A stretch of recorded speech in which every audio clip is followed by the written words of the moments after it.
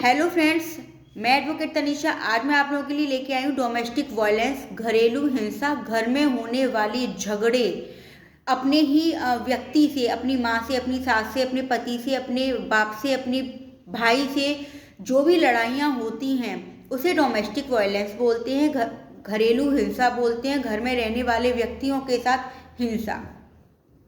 तो ऐसी अगर आपके साथ घर में ही रहने वाला व्यक्ति आपके साथ क्रूअल्टी कर रहा है या आपके अधिकारों का वायलेशन कर रहा है, आपको आपके अधिकारों से को यूज़ करने के लिए रोकता है, आपको खर्चा नहीं देता, आपको स्वतंत्रता से जीने नहीं देता, आपको घर में रहने नहीं देता, ऐसी जानकारी के लिए मैंने ऑलरेडी 4 वीडियोस अपलोड कर रखी हैं, जिसमें डोमेस्टिक वायलेंस एक्ट की सेक्शन 1 से लेके इंट्रोडक्शन से लेके सेक्शन 4 तक मैं बता चुकी हूँ। आज मैं आप लोगों को बताने जा रही हूँ section 5 of domestic violence act 2005। Section 5 हमारा बताता है कि अगर ये जो पुलिस की ड्यूटी, मजिस्ट्रेट की ड्यूटी और ऐसी सर्विस प्रोवाइडर की ड्यूटी होती है कि अगर वो किसी ऐसे व्यक्ति को, देखिए जो डोमेस्टिक वायलेंस में पीड़ित व्यक्ति होता है वो सिर्फ एक महिला होती है, कभी डोमेस्टिक वायलेंस में पीड़ित व्यक्ति पुरुष को नहीं बताया गया।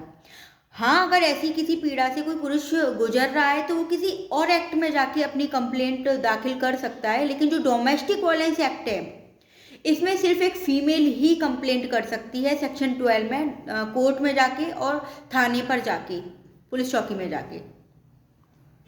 लेकिन जो रिस्पोंडेंट पार्टी है वो कोई भी हो सकती है, कोई मेल भी हो सकता है, कोई फीमेल भी हो सकती है। बोले तो आप अपनी सास के अगेंस्ट, आप अपनी बहू के अगेंस्ट, आप अपने फादर के अगेंस्ट, आप अपनी बहन के अगेंस्ट, आप अपने हस्बैंड के अगेंस्ट, आप अपनी देवरानी के अगेंस्ट, आप अपने देवर के अगेंस्ट, आप अपनी किसी भी एक बॉयफ्रेंड, एक गर्लफ्रेंड अपने बॉयफ्रेंड के अगेंस्ट ये डोमेस्टिक वायलेंस का केस कर सकते हैं।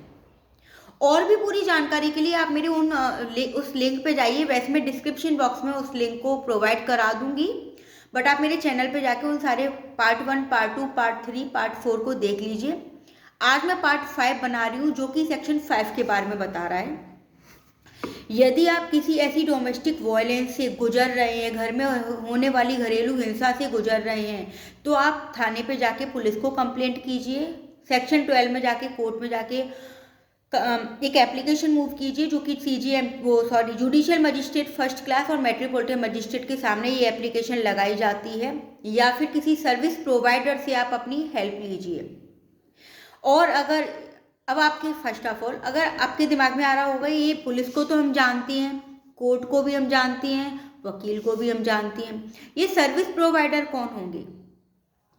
सर्विस प्रोवाइडर वो होंगे जैसे कि कोई सरकारी डॉक्टर, या फिर वो सर्विस प्रोवाइडर जो शेल्टर होम देते हैं, अनाथ आश्रम होता है ना, ये सारी चीज़ें होती हैं, ये सब सर्विस प्रोवाइडर में आती हैं। ये सब आपको सर्विस देंगे। अगर आप इनसे हेल्प मांगना चाहते हैं, इनकी लायबिलिटी बनती है मजिस्ट्रेट की, पुलिस ऑफिसर की, कोर्ट की और इन सर्विस प्रोवाइडर्स की कि आपकी हेल्प करें। और इनके सामने अगर कोई ऐसी घरेलू हिंसा हो रही है किसी महिला के साथ, तो ये उसको उसके अधिकारों के बारे में बताएं। ऐसे कौन से अधिकार हैं जो डोमेस्टिक वायलेंस में किसी महिला को मिलते हैं? ऐसे कौन से अधिकार हैं जो ये मजिस्ट्रेट, पुलिस वाले, सर्विस प्रोवाइडर आपको बताएंगे? मैं तो नहीं जानती कौन सी प्रोवाइडर है। आपके दिमाग में यही आ रहा होगा ना, मैं बैठी हुई हूँ आपको बताने के लिए कि कौन कौन सी सर्विस हैं, कौन कौन से अधिकार हैं जिसके बारे में ये सर्विस प्रोवाइडर, मजिस्ट्रेट, जजेस और पुलिस वाले आपको बताएंगे, जिन अधिकारों को आप कोर्ट से ले सकते हैं। देखिए, आप कंप्लेंट करिए, कंप्लेंट रजिस्टर्ड करना उनका अधिकार, उनकी लायबिलिटी बनती है। कंप्लेंट रजिस्टर्ड करवाना आपका अधिकार है। पुलिस वाले, मजिस्ट्रेट एंड सर्विस प्रोवाइडर आपसे मना नहीं कर सकती। मॉनेटरी रिलीफ, ये जो आप केस डाल रहे हैं उस दौरान आपका जो खर्चा होता है ना, उसे मॉनेटरी रिलीफ बोलते हैं, वो लेना आपका अधिकार है। अगर आप मैरिड हैं और आपका बच्चा है तो कस्टडी के लिए आप ऑर्डर करवा सकते हैं। उस बच्चे की कस्टडी एक माँ को मिलनी चाहिए। रेजिडेंस ऑर्डर करवा सकते हैं कि आप उसी हस्बैंड के घर, या एक लड़की ने कंप्लेंट की तो अपने फादर के घर जाके रहे, एक वाइफ अपने हस्बैंड के घर जाके रहे, ये रेजिडेंस ऑर्डर करवा सकती है। कंपनसेशन ऑर्डर करवा सकती है। कंपनसेशन ऑर्डर वो ऑर्डर होता है जो आपको इस पूरे डोमेस्टिक वायलेंस, घरेलू हिंसा के दौरान आपकी जो आपको पीड़ा हुई है उसका कंपनसेशन ऑर्डर।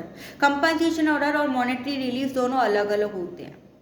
मैं आगे की वीडियो में आपको बता दूंगी, क्योंकि आज मैं सेक्शन 5 आपको बता रही हूँ, तो मैं आपको ये एक्सप्लेन पूरा नहीं करूँगी कि इन दोनों में डिफरेंस क्या है, कंपनसेशन ऑर्डर और मॉनेटरी रिलीफ में।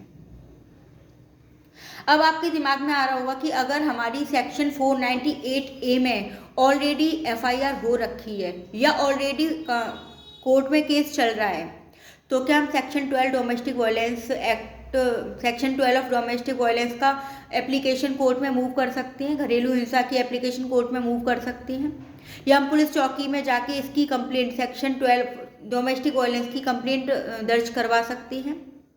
जी हाँ, पुलिस आपसे इनकार नहीं कर सकती ये कहते हुए कि आप ऑलरेडी 498A में कंप्लेंट कर चुकी हैं। आप लीगल एडवाइस ले सकती हैं।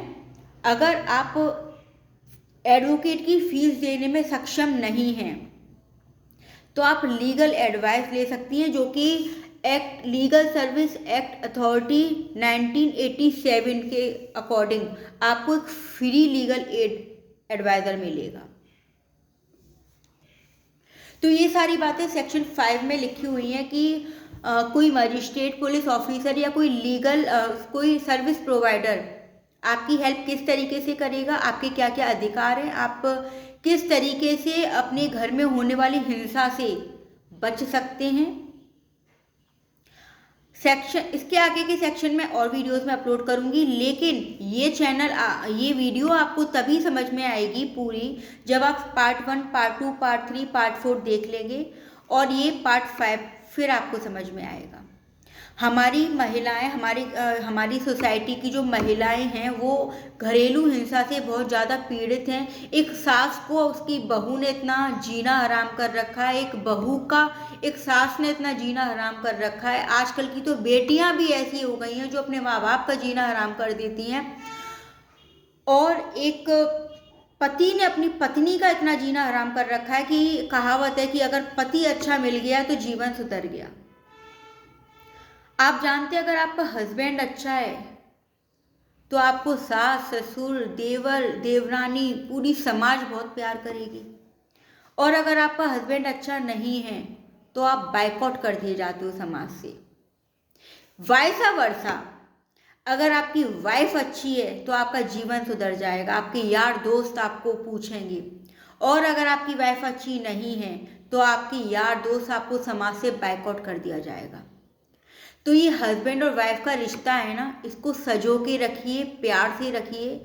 अगर आप दोनों के बीच कोई डिस्प्यूट पैदा हो भी रहा है ना, किसी भी कारणवश कोई लड़ाई हो भी रही है, उसको बैठ के प्यार से सॉल्व कीजिए। अगर आप दोनों से सॉल्व नहीं हो रही है तो आप दोनों फैमिलीज के पेरेंट्स को बैठाइए कि हम दोनों के साथ ये परेशानी है। कोर्ट कचहरी सॉल्व करती है प्रॉब्लम्स, लेकिन आपको इतनी चप्पल घिसनी पड़ती है कोर्ट में आने के बाद, इतनी चप्पल घिसनी पड़ती है कि जब तक आप ओवर एज हो जाते हैं। तो अगर आप हस्बैंड वाइफ के बीच किसी भी प्रकार की कोई डिस्प्यूट चल रहा है ना, तो आप अपने पेरेंट्स से कहिए, आप अपने पेरेंट्स से कहिए, अपने रिश्तेदारों से नहीं। ये मेरे पति के संग ये प्रॉब्लम चल रही है, या मेरी वाइफ के संग मेरा ये डिस्प्यूट चल रहा है। मैं आपको एक बात क्लियर कर दे रही हूँ, मैं डेली कोर्ट जाती हूँ, मैं इन मुद्दों को देखती हूँ कि किसने घर में आग लगा दी। आप अपने रिश्तेदारों से अपनी वाइफ की या अपने हस्बैंड की शिकायत बिल्कुल मत कीजिए, ना अपनी मौसी से, ना अपने हस्बैंड की मौसी से, ना अपनी बुआ से, ना अपने हस्बैंड की बुआ से, ना अपनी चाची से, ना अपने हस्बैंड की चाची से, या अपनी बुआ से, ना अपनी वाइफ की बुआ से, ना अपनी चाची से, ना अपनी वाइफ की चाची से, ना मतलब I am talking about just as an example. ये रिश्तेदार सिर्फ घर बिगाड़ते हैं, कितना भी करीबी रिश्तेदार होगा, they will enjoy your fight, they will enjoy your husband wife fight। तो अगर आपको किसी भी प्रकार की कोई परेशानी आ रही है ना जीवन में, और आपको लगता है कि उस परेशानी के लिए आप एक बेटी अपने माँ बाप से या हस्बैंड अपने माँ बाप से या बेटी अपने बहू अपने सास ससुर से या दामाद अपने सास ससुर से नहीं बोल पा रहा, तो आप बीच में किसी एडवोकेट को या किसी ऐसे होशियार बंदे को बिठाइए जो आपका वेल विशर हो, जो आप दोनों के बीच का डिस्प्यूट को खत्म कर सके। डोमेस्टिक वायलेंस एक्ट और ना जाने कितने एक्ट बने हैं, लेकिन परिवार से बड़ा एक्ट, माँ बाप से बड़ा एक्ट कोई नहीं होता। तो just complaint with your parents, with your सास ससुर, और किसी बाहर वाले से आप अपने दुख को मत जाहिर कीजिए। वो सब हंस हंस के पूछते हैं और रो रो के पूछते हैं और बाहर हंस हंस के खुशकी उड़ाते हैं आपकी। अगर आपको लाइफ में सच में अपना और अपनी फैमिली को अच्छा बन के रखना है ना, आप सारी बातें एक दूसरे से क्लियर कीजिए। आप अपने माँ बाप से क्लियर कीजिए, आप अपने सास ससुर से क्लियर कीजिए।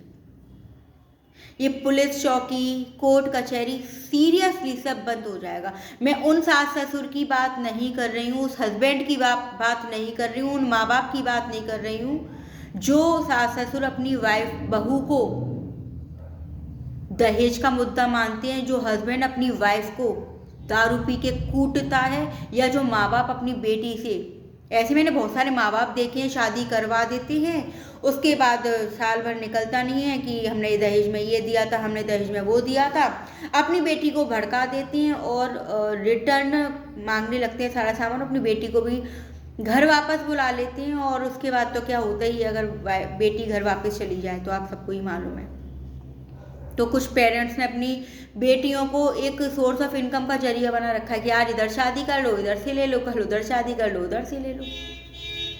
तो आप लोग खुल के बात कीजिए अपनी रिश्तेदारों में, अपनी बातें कभी ना बताइए, वो सब आपका मजाक ही उड़ाएंगे। अपने माँ बाप से, अपने सास ससुर से बैठ के आपको अगर किसी भी बात की कोई भी परेशानी है ना, आप उनसे कहिए। ये मेरा पर्सनली मानना है। और अगर आप डोमेस्टिक वायलेंस, घरेलू हिंसा से पीड़ित हैं और आप फैमिली से भी सपोर्ट नहीं ले पा रहे हैं, आप बीच में किसी ऐसे व्यक्ति को बिठाइए जो डिस्प्यूट को सॉल्व करे, किसी एडवोकेट को बुलाइए वो आप दोनों के बीच का डिस्प्यूट को सॉल्व करे। अगर इन चीज़ों से भी कंप्लीट नहीं हो रहा तो आप पुलिस का और कोर्ट का सहारा ले सकते हैं। मैं ये सारी बातें आपको एक एडवोकेट को बीच में बैठाइए इसीलिए बोल रही हूँ क्योंकि जो मेरे पास जब भी कोई केस आता है ना, देखिए रेप केस और मर्डर केस, ये वाली बात तो बहुत दूर की हो गई क्योंकि इसमें कॉम्प्रोमाइज़ वाली कोई बात ही नहीं होती। मैं फैमिली मैटर्स, डोमेस्टिक वायलेंस के मैटर्स की बात कर रही हूँ। अगर कोई पार्टी मेरे पास डाइवोर्स लेने भी आती है ना, मैं कोशिश करती हूँ 1 से 2 मीटिंग ऐसी करवा दूँ जिसमें उस हस्बैंड और उस वाइफ का परिवार बन जाए। मैं कोशिश करती हूँ वाइफ के माँ बाप को समझाने की, हस्बैंड के माँ बाप को समझाने की, शायद इन दोनों की फैमिली एक हो जाए। कोरोना काल निकल के गया है, लाइफ का कुछ पता नहीं है। बताओ मेरी जैसी उम्र के कितने सारे बच्चे चले गए, बच्चों मतलब कुछ भी नहीं मालूम। एक जीवन ऐसे हंस के जिए, कोर्ट कचहरी के राउंड लगाना, आई थिंक सो कि देखिए अब वैसे तो पीड़ित व्यक्ति कहाँ ही आएगा, हमारे पास ही आएगा, कोर्ट की ही हेल्प लेगा। लेकिन जितनी कोशिश हो सके आप पहले मैटर को सॉल्व करने की कोशिश कीजिए और कोर्ट में केस करने से पहले आप पूरी कोशिश कीजिए कि आपका मैटर सॉल्व हो जाए। और मेरा पर्सनली मानना ये है कि आप किसी एक अच्छे एडवोकेट को बीच में बिठाइए जो आपकी टर्म एंड कंडीशन को समझे, आपकी पीड़ा को समझे, आप दोनों के मैटर को सॉल्व करवाए।